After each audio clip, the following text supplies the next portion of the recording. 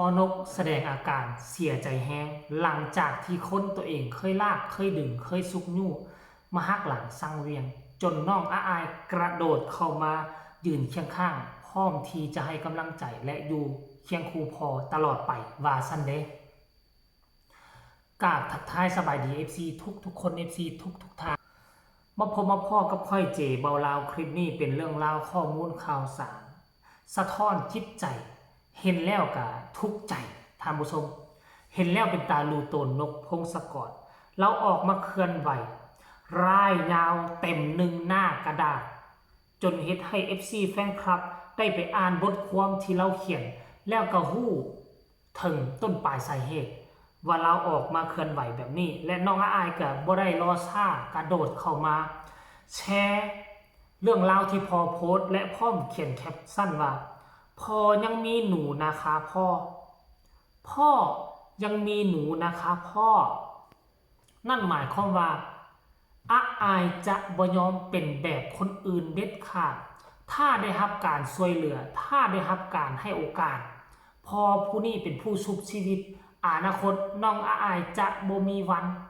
หักหลังสังเบียงคือกับบุคคลนี้ที่พอนกพงศกรกำลังกล่าวถึงมันกล่าวถึงเท่าไหร่เจบ่เราจะไปอ่านเมื่อ13ชั่วโมงที่ผ่านมาท่านผู้ชม13ชั่วโมงที่ผ่านมา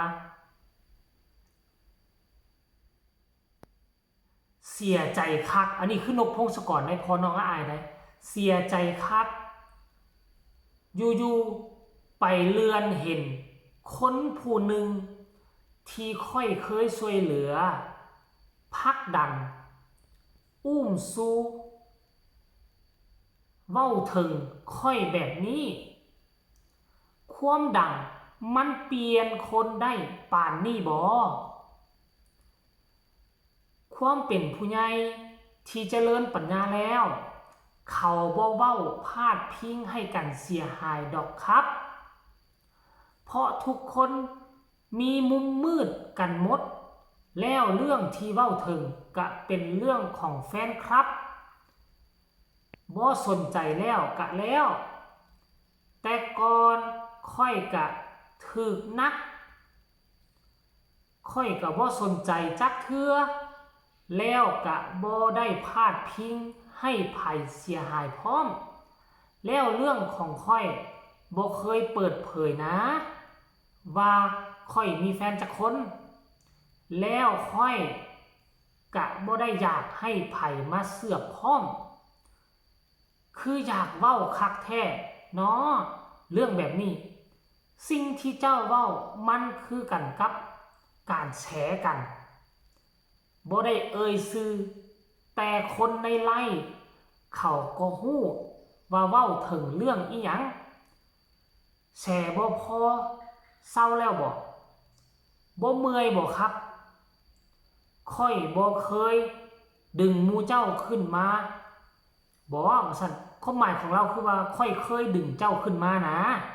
หรือว่าค่อยบ่เคยดึงเจ้าขึ้นมาออกจากตมออกจากคนจึงเฮ็ดให้เจ้ามีชีวิตดีปานนี้เนาะคืออยากดึงค่อยลงคักแท้ยามแฟนคลับมาเขาเว้าถึงหมู่เจ้า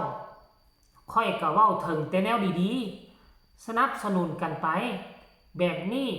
ที่เจ้าเว้าถึงมันคือการทำให้กันเด้ปกป้องคนของเจ้าของแบบใดให้คนอื่นเดือดร้อนมาเสียใจคักแท้คุณนายเจ้าจำหน้าค่อยไว้ดีๆแล้วนึกถึงวันแรกที่หู้จักกันวันแรกที่บ่ทันมีคนติดตามกำมันอย่างนี้กำพืชกำไว้มันอย่างกำพืชกำไว้แน่นๆแล้วกะเซาพาดพิงกันแนวดีๆกะลายอยู่นะครับให้คนแตะได้แน่ให้คนแตะแนวดีๆไว้แน่เนาะแล้วกะเซาพาดพิงกันแน่ขนาดคนใหญ่คนโตเขากะยังถูกว่าเลยมันบ่มีไผเพอร์เฟกต์จนบ่มีไผแตะบ่ได้เด้ครับ สาธุเด้อความเสียใจในครั้งนี้ให้ชีวิตค่อยเจริญขึ้นเจริญขึ้นมีคนหักคนแพงหลายกว่าเก่าบ่พอสิตกกะยาตกเด้อบักนกพงศกรนี่และพร้อมด้วยอีโมจิน้ำตาไหลเราคงจะเสียใจแฮงท่านผู้ชมอันนี้เจบ่เราต้องใส่ความพยายามอ่านสำเนียงไทยว่าเป็นสำเนียงลาวมันก็จะคัดในจักหน่อยนึงแต่ว่าเจบ่เราก็อ่านทุกถ้อยคำหวังว่า FC แฟนคลับเห็นโพสต์การเคลื่อนไหวของนกพงศกรและเจบ่เราอ่านมากทุกคนก็น่าจะฟังเข้าใจถ้าเป็นคนแถวภาคอีสานของพวกเฮาถ้าเป็นพ่อแม่ทั้งกรุงเทพก็จะฟังคัดหูแดงจักหน่อยนึงแต่กับว่าภาพรวมแล้วน่าจะเข้าใจสรุปรวมแล้วเจบ่เราจะสรุปรวมแนวนี้มีบุคคลหนึ่งที่นกพงศกรเคยช่วยเหลือเคยอุ้มสู้เคยดึงออกมาตั้งแต่ตอนบ่ทันมีหยัง FC คนหนึ่งกับบ่ทันมีนกพงศกรเป็นคนดึงคนลากออกมาจากตุ่มจากโคนปัจจุบันนี้จนมีคนติดตามแล้วกับพัดว่ามาเว้าเรื่องราวเสียหายให้กับนกพงศกรตนเองมี FC แล้วเวลาไล่สดก็เว้าพื้นเว้าขี้หน้าของนกพงศกรนี้แต่ว่านกพงศกรเรายืนยันว่าเราบ่เคยเว้าเรื่องราวเรานี่บ่เคยขายขี้หน้าเจ้าเลยเราบอกว่าช่วงเวลาที่เราไล่สด FC แฟนคลับก็มาถามโอ้ศิลปินคนนั้นเป็นอะไรศิลปินคนนี้เป็นอะไรเราก็เว้าแต่แนวมุมมองแล้วก็แนวทางดีๆของศิลปินคนนั้นให้กับ FC แฟนคลับของเราเนี่ยครับในฮู้หมดเว้าแต่แนวด้านดีเพื่อจะให้เขาเข้าไปสนับสนุนศิลปินคนนั้นแต่เป็นอย่างศิลปินคนนั้นเวลาไล่สดเวลา FC แฟนคลับถามเกี่ยวกับนกพงศกรเป็นอย่างต้องขายขี้หน้ากันเรื่องมีแฟนเท่านี้คนมีแฟนเท่านั้นคนเป็นคนแนวนี้เป็นคนแนวนั้นจกแต่ด้านลบของนกพงศกรไปเว้าให้ FC แฟนคลับของตัวเองฮู้บ่เคยเว้าด้านดีอันนี้คือนกพงศกรเรากำลังซื้อไว้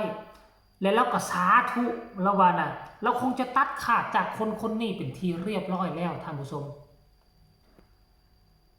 ขั้นท่ากรณีว่านกพงศกรเว้าความจริงว่าเคยลากเคยดึงผู้นี้จนมีชื่อมีเสียงจนมีผู้ติดตามหลายก็ค่อยเชื่อว่าขั้นท่าผู้นี้ขายหน้าผู้เคยชุบเลี้ยงสาขายหน้าผู้เคยเลี้ยงดูผู้เคยลากดึงค่อยคิดว่าบุคคลคนนั้นเราบ่มีความเจริญไปฮอดไสดอกอีกบ่ดนเราจะล่มจมนกพงศกรเป็นผู้ช่วยเหลือนกพงศกรมีแต่เจริญไปหน้าบ่มีทางที่จะล่มจมไปได้อันนี้คือเรื่องราวพอลูกคู่บุญพอเจ็บลูกกระจุก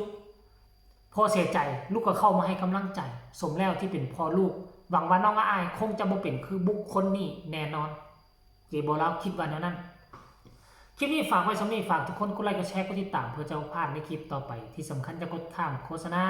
พบกันใหม่ในคลิปหน้าสำหรับคลิปนี้ขอให้เจริญรุ่งเรืองสบายดี